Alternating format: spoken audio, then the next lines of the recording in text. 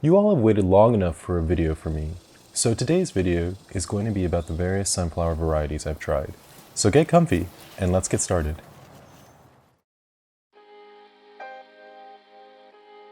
Sunflowers are one of the easiest plants you can grow from seed. They are generally no fuss and are particularly well suited for hot and dry environments when most other plants would flinch. Regardless of the variety you choose to grow, all sunflowers have roughly the same requirements, which is to say that they're incredibly easy, drought tolerant, and fast growing. They're not picky about the soil unless it becomes waterlogged, so try to have something that is relatively fast draining. And if you're in a hot environment, they can benefit from a layer of mulch.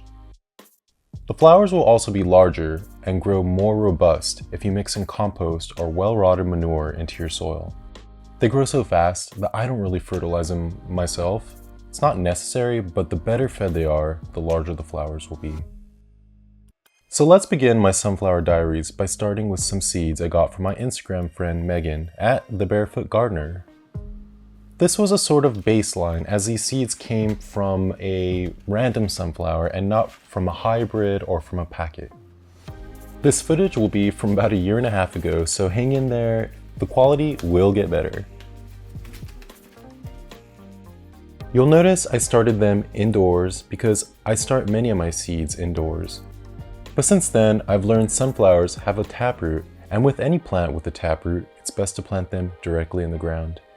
But starting them indoors can be done. There you go, little one.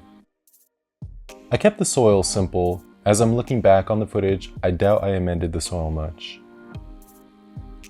I chose this area to plant them because it's actually quite sloped and has a hard time maintaining moisture. It might not look like it, but it's a substantial enough slope to make this area difficult to grow plants in because it dries very quickly. To me, it's those trouble spots in the garden that sunflowers can be the perfect solution.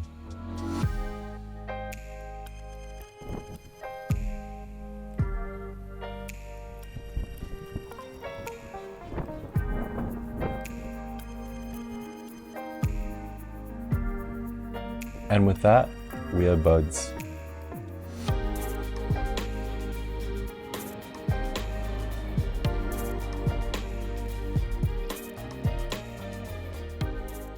In fact, I think because the bud is so tight, it's actually releasing some nectar.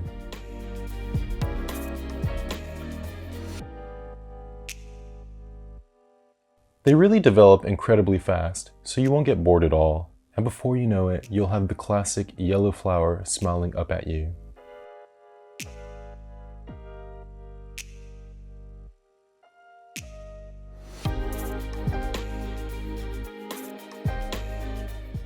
One of the flowers in particular grew quite massive, and as the florets get pollinated, the inflorescence begins to develop its seeds.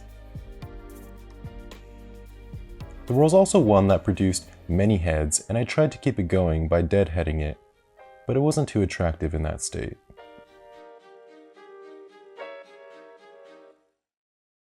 Overall, a quick and fun baseline test.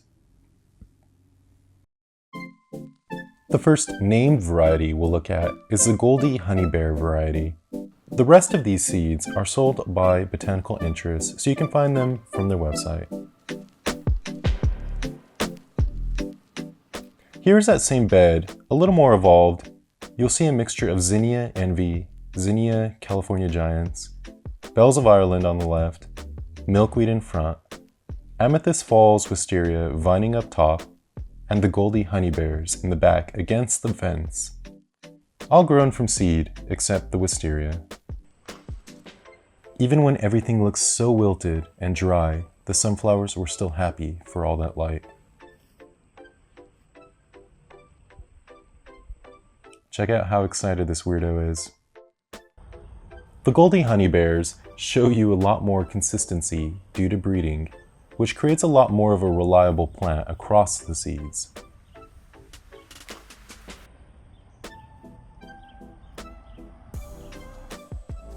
They're also a variety that just asks to be pet. The petals are so soft and fluffy, and each plant had several inflorescences. As always, remember to deadhead, which not only improves the appearance, but also can help with additional flowerings. And with that, the Goldy Honey Bears were a success. Next up is the Mammoth Gray Stripe variety. These sunflowers are known for growing between 6 and 12 feet tall, while having flowers that are about a foot wide. I wanted to test that myself, and as the label says, these are an heirloom variety that have been around since 1880. So we're back at the same bed, but this time I have Bells of Ireland on prominent display, with the mammoth seedlings popping up behind them and California poppies on the side. The growth cycle for the mammoths were roughly the same as the others, but this time I only planted 3 directly in this area. Considering they are called Mammoth, I didn't want to drown out the other plants that were in this bed and was especially worried about blocking light.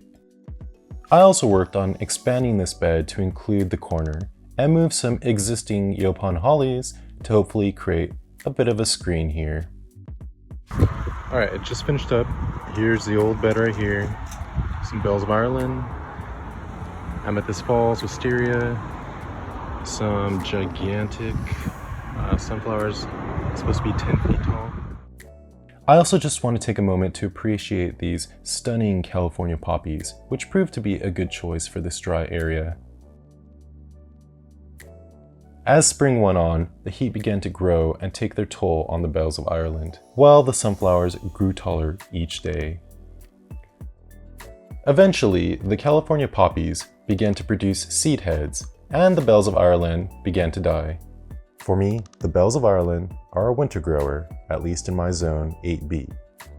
Here's the beautiful inflorescence opening. Now, I'm 6'3", so comparing the sunflower to my body shows that they reached 6 feet, which is on the low end of the range. Still, I couldn't help but create prom photos with them. The one thing that was truly mammoth was the seed head that was forming. It was so heavy that it clearly weighed the plant down.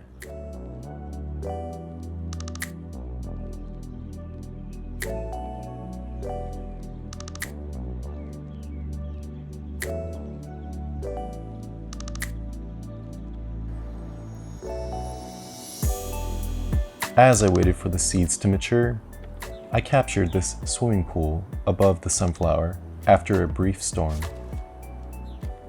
Overall, the mammoths were fine. Next time I would fertilize for a more impressive display. Next up is a mix from the Florist Sunny Bouquet, which has about 8 different varieties. The great thing about this mix is that they are pollen-free, which is great if you intend to cut and bring them indoors and would like to avoid a table full of pollen. This may even be helpful if you suffer from seasonal allergies. There is still nectar for pollinators, so you'll see many happy bees taking advantage of that.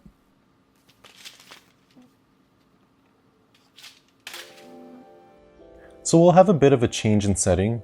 I direct sow these in a raised bed with a lot more compost and even drip irrigation. They seem to respond well to the additional nutrients. I also planted them very close together, as the label said to do so if you wanted long stems.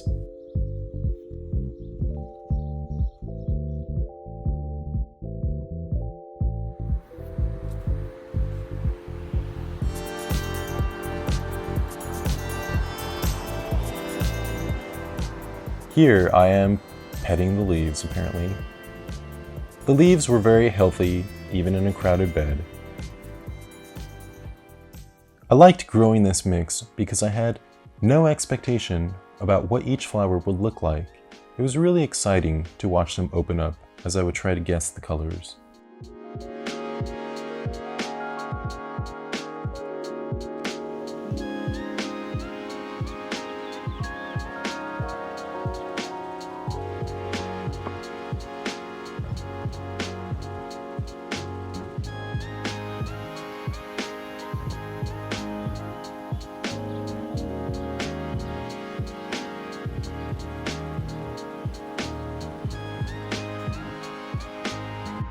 So you'll notice that there's no pollen, like I said, but the bees are still going nuts over the nectar. At least that's what I understand is happening here.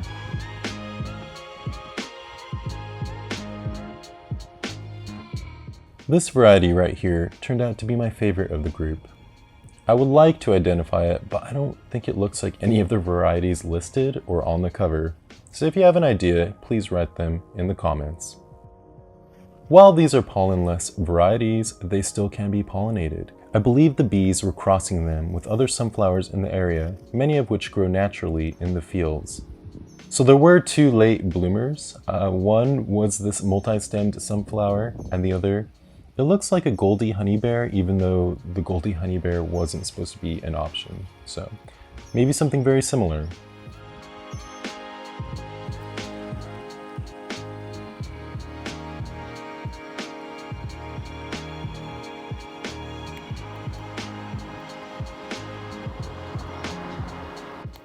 Here they are with the other two beds that have been growing tomatoes.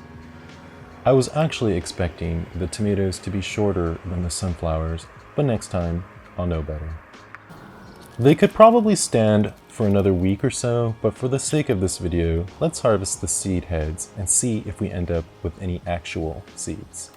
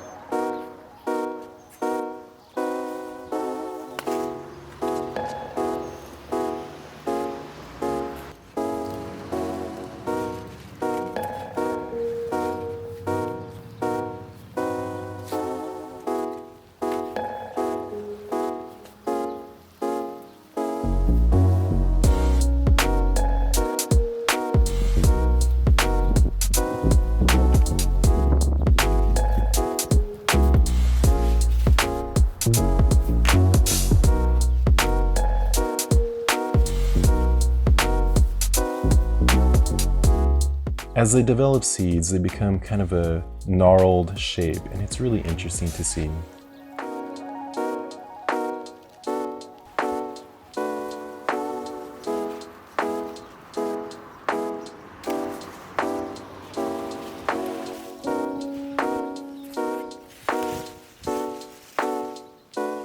And here we have the seed heads.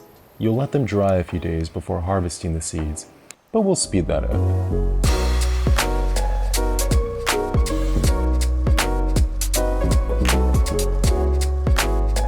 One last thing I wanted to show you from this group is the root system from one of the plants, which is highly developed. You can actually see the taproot right here. Overall, a very fun mixture of sunflowers, and I highly recommend them. Our final variety is to try the Moulin Rouge sunflower, which looks entirely different from all the other varieties that I tried. We're back at the sloped bed, and I'll cut to the chase as the growth pattern is very similar to the others. While they remain short, around 4 feet tall, the flowers more than made up for that. Truly just the deepest scarlet color with a beautiful center glow.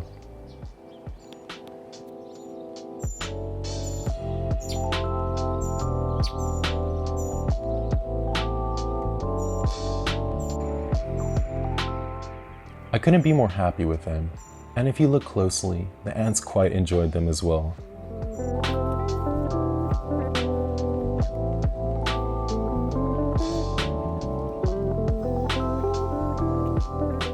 They did seem to be a little less resistant to drought, but to be fair, I was growing them in the hottest parts of July in Texas.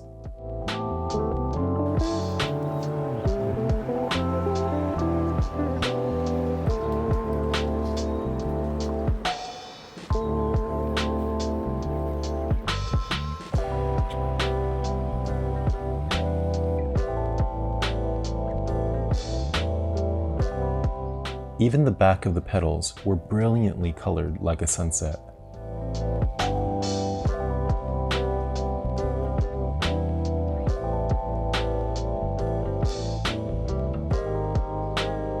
Overall, a beautiful, relatively shorter sunflower variety that would do well in any border that I can think of.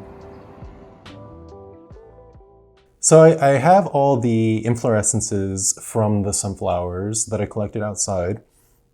And these are from the floral pack that I showed you at the very beginning of the video.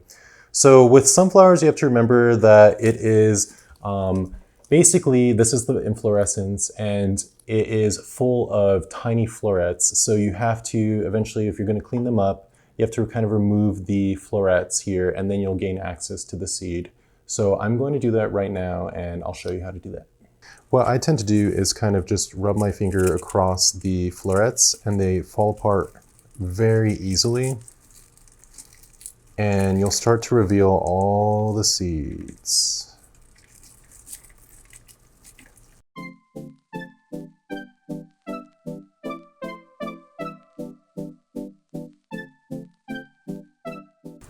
Isn't that just beautiful? So all of these over here, each dot is basically the bottom of one of the sunflower seeds. It's just stunning like this. Now you'll see kind of in the center, it kind of changes a little bit. I think this area is where perhaps the seeds weren't done developing or maybe it ran out of energy to finish it off here. But I'm in love with this, wow. It's very easy to see that you can kind of just grab a seed and pull it out. Okay, well there's a seed there. It's basically all black. I'll just put this back right here. Man, check out this big guy right here. This is gonna be really satisfying to clean up.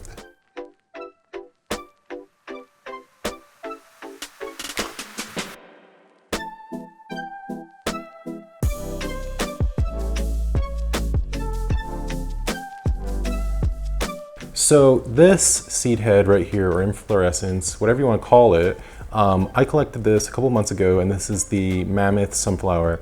Obviously there's some huge differences here visually, so it's kind of cool to see the different varieties and to see the differences that it can exist. They both kind of have that similar structure in terms of the orientation of the seeds, but I don't know, I just think these are just so interesting and attractive and they kind of draw you in. If I was going to do this again, I would maybe leave these out to kind of die a little bit more, and I think I would probably get more seeds in the center like I did on this one, which is nearly perfect. I mean, it's basically all perfect. So that's just one thing, but just be aware of it. Also, there will be very clear, obvious differences between the seeds as well. So the Mammoth has that very distinctive stripe going down the seed, and then all these other ones coming in from the Florist pack are, most of them I think are black. So just another interesting tidbit about sunflowers. If you're not lucky enough to own a sunflower seed collecting machine, the seeds are easy enough to get from a dried seed head. Most of them are ready to fall off on their own.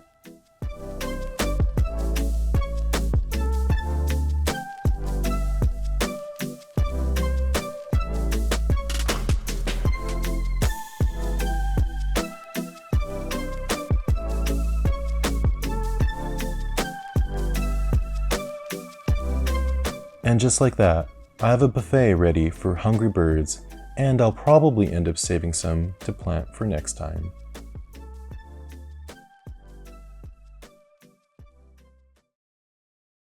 I hope you enjoyed another one of my videos.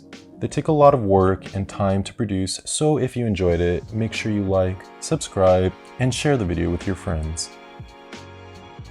My next video will cover what I planted in the Devil Strip after this spring's poppies finished. I think you're really gonna like it, so make sure you subscribe so you're the first to know when I post it. I hope you have a wonderful day, and I'll see you in the next one.